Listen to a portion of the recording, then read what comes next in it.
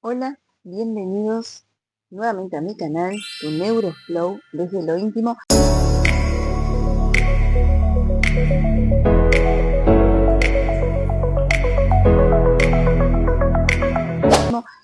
Y bueno, paso por acá porque tenía ganas de compartir con ustedes algo diferente. Estoy leyendo un libro escrito por una psiquiatra. Y hay un capítulo en el que me interesa mucho compartirlo y a medida que lo vaya leyendo vamos a ir charlando un poquito. Porque es algo de lo que pasa a diario en la mayoría de la vida y que a los adultos hoy en día les pasa, a los adolescentes también, lo cual es raro, pero está bueno el tema. El cortisol. Siempre se escucha hablar del cortisol en redes, en canales de internet, en noticieros, en distintas cosas. Pero realmente, ¿cuánto que sabemos de él? Entonces, por acá va la cosa, ¿no? Aprendamos algo que nos puede alterar muchísimo o beneficiar. El cortisol. Pensar altera nuestro mundo interior. Imagina que estás en un cine o un teatro y oyes que alguien grita fuego. Inmediatamente te pondrías alerta y buscarías corriendo y con angustia la salida más próxima. Bien, en esta parte se refiere a cómo sentimos el cortisol. Cortisol es esa hormona que nos permite sobrevivir en una situación hipotética como la que se nos está planteando acá. ¿Qué sucede en ese instante en tu cuerpo? El organismo se sobresalta y manda una señal al hipotálamo, que a su vez activa otras zonas cerebrales. Comienza una respuesta involuntaria del organismo a través de señales hormonales y nerviosas. La mente a veces todavía no ha tomado conciencia del peligro. Con la taquicardia, sudoración y subida de temperatura que todos hemos experimentado en algún momento. Esta información pasa por el tálamo, un área del cerebro obviamente, y por la corteza cerebral, por acá adelante, donde se procesa de forma cognitiva la información percibida y se decide, en la medida que la sensación de miedo lo permite, cómo responder ante la amenaza. Acá, repito, donde se procesa en forma cognitiva la información y se decide, en la medida que la sensación de miedo lo permite, cómo responder ante la amenaza. Exacto. ¿Qué pasa? Cuando se nos eleva el cortisol, que es ese sistema de alerta, también se nos genera el hecho de que los niveles de miedo van a subir porque estamos supuestamente en una situación de peligro o estamos en una situación de peligro, y si el miedo supera el límite nos puede anular. Como cuando ven esas personas que están frente al peligro, pero están en shock y no se mueven del peligro. No porque no son conscientes, porque están en una situación de shock. Significa que el miedo ya superó los límites y se volvió un horror o un terror. A continuación, las glándulas suprarrenales, ubicadas encima de nuestros riñones, tras recibir la señal del hipotálamo, liberan una serie de hormonas, entre que las que destacan son la adrenalina, que siempre que estamos en una situación de peligro, la adrenalina levanta, y el cortisol, el tal famoso cortisol. Aquí te presento a un compañero de viaje crucial de tu vida. Tras la lectura de las próximas páginas, vas a entender por qué te sucede lo que te sucede. Vas a entender algunos momentos de tu vida y vas a comprender los comportamientos de muchos de los que te rodean. Presta especial atención a este capítulo. El cortisol en sí no es malo. Lo que es perjudicial para el organismo es su exceso, o sea, el cortisol para sacarnos de una situación peligrosa momentánea es necesario, si no, estaríamos muertos. Pero el exceso constante de cortisol que se genera mediante el exceso de ansiedad, ese es peligroso. Sigamos con nuestro relato. Seguimos en el cine. Si no contáramos con el cortisol, probablemente nos quedaríamos sentados en nuestra butaca disfrutando del espectáculo de humo y llamas sin percibir nada. El cortisol, por lo tanto, es fundamental ¿para qué? Para la supervivencia. ¿Sí? Imagina en cambio la situación real. Te levantas con tranquilidad.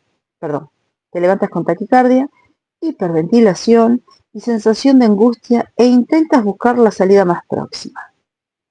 Ves la cara de susto de todos los que te rodean, te cuesta pensar con claridad, por fin consigues llegar a la calle sudando, el cuerpo te tiembla.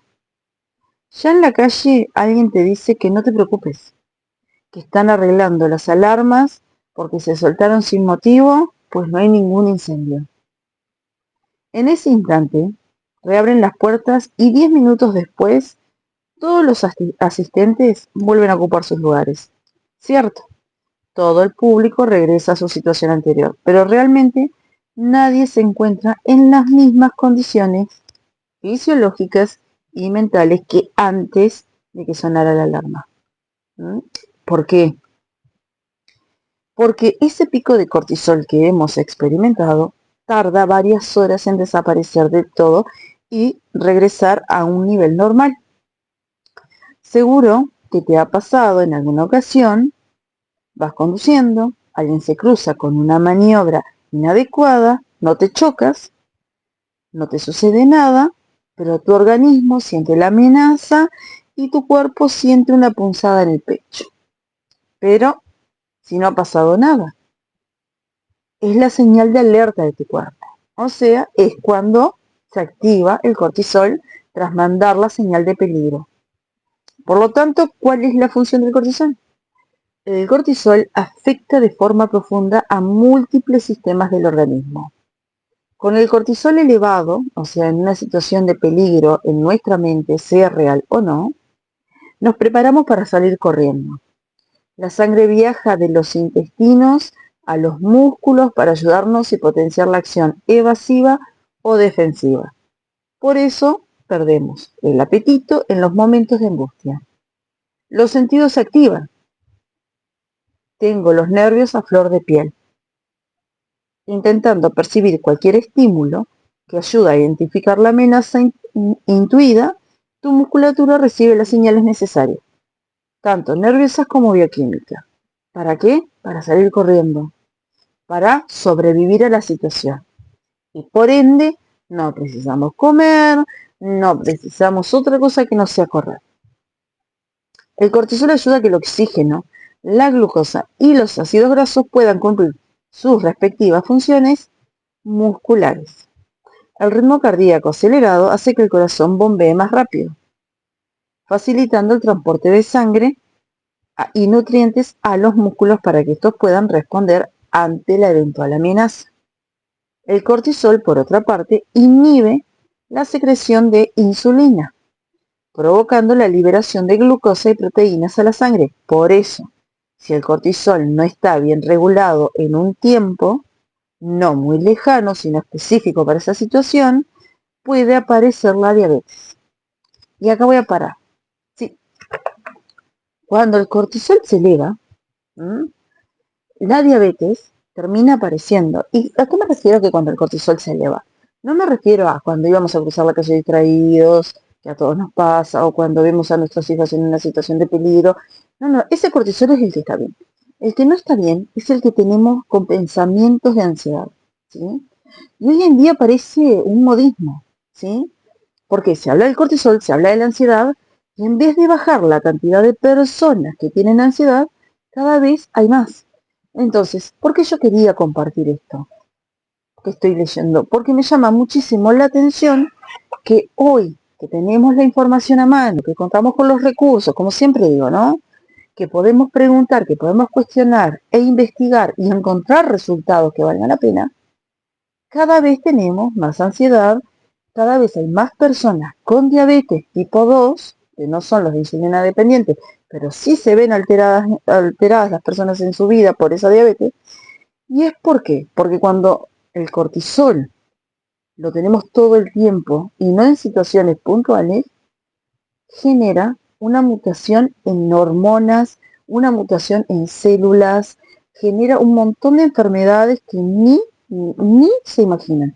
Entonces, me llama la atención y era un tema tan importante porque digo, wow, ¿cuántas veces, mismo yo desde mi lado profesional, yo siempre estoy hablando del cortisol? Pero lo hablo desde un lugar así, como lo estoy hablando acá entre nosotros.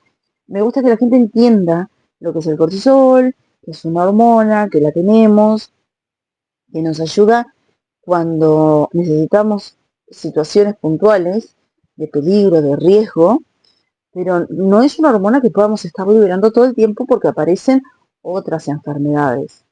Entonces, me parecía importante poder leerles un poquito de esto que estoy leyendo y compartir un poco de qué se trata realmente y no así a la ligera como se escucha en muchos lugares sobre el cortisol, igual que no así a la ligera como se está hablando de la ansiedad, la necesidad de medicación excesiva que hay con la ansiedad, cuando primero, sí, la ansiedad debe ser controlada, por supuesto que con ayuda profesional, digo, me dedico a eso, sé lo que estoy diciendo, pero hay como un exceso de consumo de fármacos para la ansiedad, para la depresión, cuando realmente el medicamento debe llegar cuando la situación está en una situación, o sea, en un momento crítico, ya sea ansiedad o depresión. Pero el medicamento debe llegar acompañado de un tratamiento. Por eso siempre digo que psicólogos y psiquiatras deben trabajar juntos, ¿sí? La persona no gana nada tomándose un medicamento que le adormece los síntomas de lo que le está afectando, pero no se lo saca. ¿Tá? Entendamos que hay muchísima información en el mercado virtual en este momento, pero parece que nadie la quiere manejar con responsabilidad, nadie se pone, o sea, hay personas que sí, pero hay muchísimas personas aprovechándose de esto, ¿sí? Aprovechándose de la epidemia de salud mental que hay, que es real, hay una epidemia de salud mental y las redes tienen que contribuir en que esta epidemia baje, no que se eleve, porque al final todo parece un negocio. ¿Mm? Así que bueno, me encantó compartir esto, espero verlos en el siguiente capítulo, ¿sí? Voy a seguir leyéndoles un poco de este libro. Está bueno, explica fácil, es interesante y realmente investiguen, tengan en cuenta lo que puede llegar a ser, empecemos a diferenciar la ansiedad crónica, empecemos a diferenciar el estrés de una situación puntual a un estrés continuado. ¿Por qué? Porque hay quien se aprovecha de eso, hay gente que termina jugando de cierta manera con nuestras emociones y terminamos atrapados en cosas que no queremos. Entonces, los invito a investigar, los invito a leer, busquen, busquen. Tienen algo que es increíble. Somos humanos. Los humanos tenemos la habilidad de investigar, de buscar, de preguntar, de entender, de aprender. Así que no se queden con algunas cosas, no se queden con lo que está de moda, ¿sí? Vayan a lo profundo y lo profundo siempre está dentro de nosotros. Así que bueno, por acá los dejo. Fue un placer como siempre. Los invito a suscribirse, darles like, compartan este video con alguien. Siempre hay alguien que puede servirle estas palabras, ¿sí? Y nos vemos en el próximo capítulo.